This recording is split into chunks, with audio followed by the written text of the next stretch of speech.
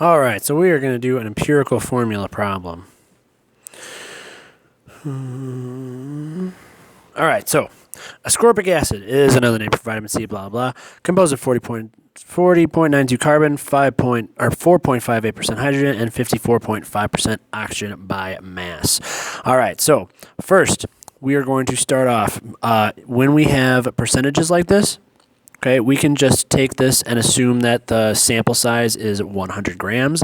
And in that case, we can just change the percentages into grams. So first we take our 40.92%, or not, I'm sorry, not percent, grams per mole of carbon. And we convert that into moles. Okay, so 12.01 grams, that's the molar mass of carbon, 1 mole on top. Okay, and that turns out to be 3.41 moles. Okay, next we do the same thing for hydrogen. So if hydrogen is 4.58 grams, we got that from our percentage. Oh, also, grams cancels out, and we're left with moles, which is where we want to be. All right, so on bottom we put grams, on top we put moles. Hydrogen is 1.016 grams per mole. Grams cancels out. We are left with moles, which is where we want to be. So we end up with 4.53 moles of hydrogen. And last, we have 54.50 grams of, what is that? Oxygen. Grams on bottom, moles on top, 1 mole. This is oxygen, so it's 16.00 grams. Grams cancels out. We're left with moles, and that gives us 3.41 moles. Okay, so now we have moles of each thing.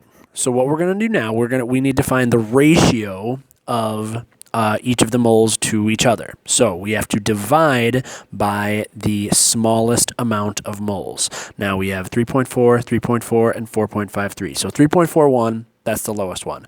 So we're going to take each of these and divide it by 3.41.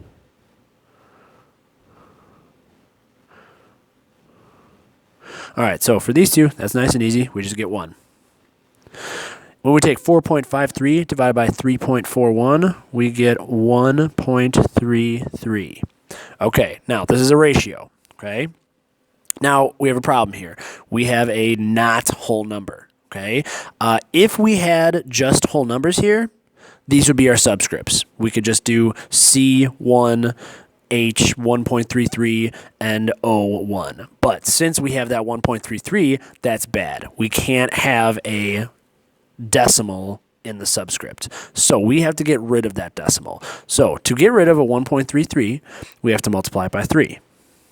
Okay, 1.33 times 3 is 4. Okay, now, since we did that with this one, we can't just take these and leave them as 1. What we do with this one, we have to do with the other one. So we do that times 3 as well.